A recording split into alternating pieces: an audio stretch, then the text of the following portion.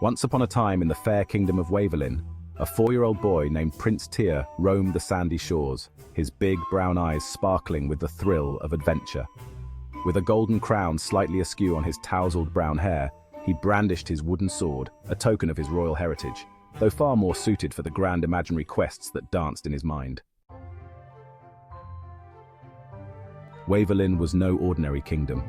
It had found its heart at sea, glittering like a jewel amidst the waves, and thriving with stories of sailors, treasure, and more than a hint of mischief. And Tyr, oh brave Prince Tyr, knew that one day he would be a valiant knight, a pirate captain, even a mighty hero or two. One sunny morn, Tyr hiked up his little tunic and made a grand declaration to the seagulls. "I'm going to find the treasure of the abyss," he shouted, attempting a heroic pose, sword held high. But a rogue wave came and teased his toes, making him squeal and lose balance. Nevertheless, the call of adventure only grew louder in his little heart. Word in Waverlin spoke of a treasure map hidden within the depths of Pirate's Cove, rumored to lead to unimaginable riches and the supernatural Kraken, a creature so big that it made the mightiest ships tremble with fear. The mere mention of it made most shiver, but for Prince Tyr, it was simply more glorious excitement. Knowing that time was of the essence, Prince Tyr marched over to the port. His little feet pattered against the planks of the dock as he surveyed the scene's scruffy pirates bustling on a ship called the Grumpy Gull. They were rough and tough, wearing scrappy bandanas and boasting beards thicker than a hedgehog, but Tyr's courage was blazing like the sun overhead. "I can take that ship," he declared to no one in particular and a nearby crab, who blinked in response.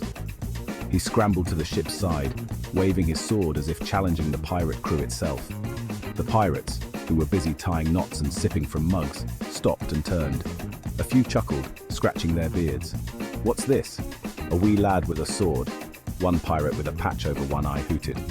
"Is he here to join our crew, or shall we send him to the kitchen for a stew?" But Prince Tyr was undaunted. "I'm here to be the captain," he shouted, standing tall, even if he was only as tall as a sea turtle. "And I'm going to find the Kraken and defeat it." The fierce pirates exchanged glances. One, a particularly burly fellow with an impressive tummy, laughed so hard that a nearby fish fell overboard.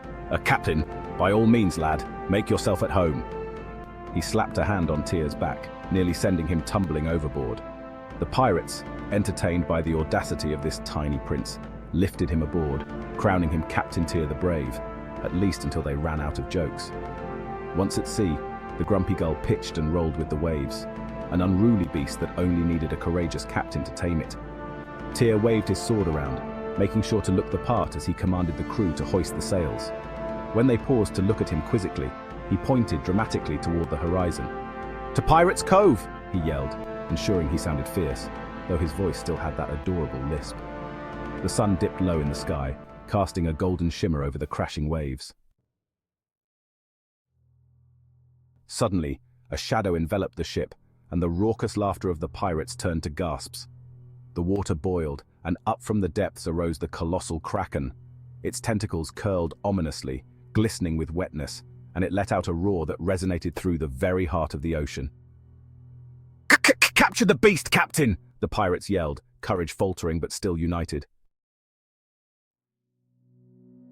Prince Tyr, feeling a surge of bravery quite unlike anything, brandished his sword and called out, "Fear not, my fine crew, we shall not back down." As the Kraken swung its massive tentacles, the crew dove to avoid them. With a flurry of determined energy, Tyr, hopping and skipping as he wielded his wooden sword like it was the most powerful weapon in the world, shouted, "Take that and that," every time he struck a tentacle with sheer imagination and childhood valor. With every swing of his sword, the Kraken paused, bewildered by the silliness of this tiny foe.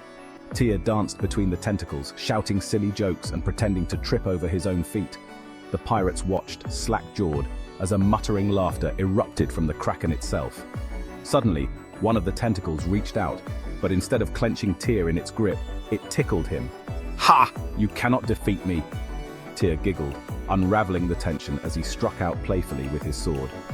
"I am Captain Tyr, With laughter echoing across the ocean, the Kraken, thoroughly disoriented by this pint-sized warrior, slipped back into its depths, deciding that humor wasn't worth the hassle.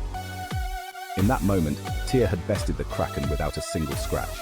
The crew cheered, their raucous laughter mingling with the sound of the ocean, thankful for the spirit of a 4-year-old boy.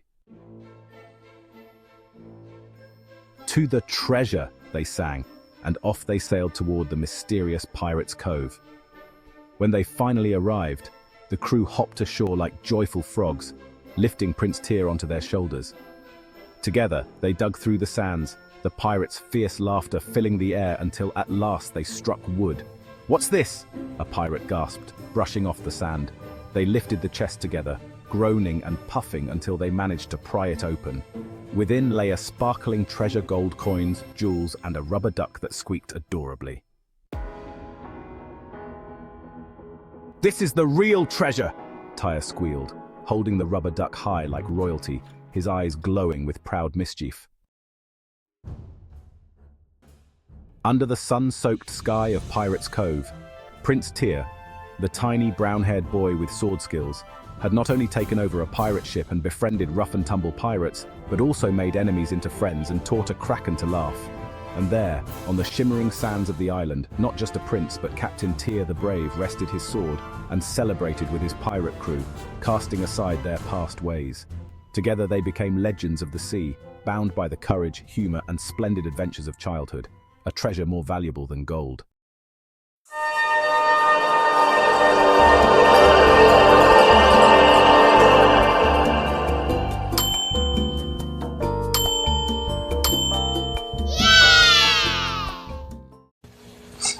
Thank you. Make sure to like and subscribe.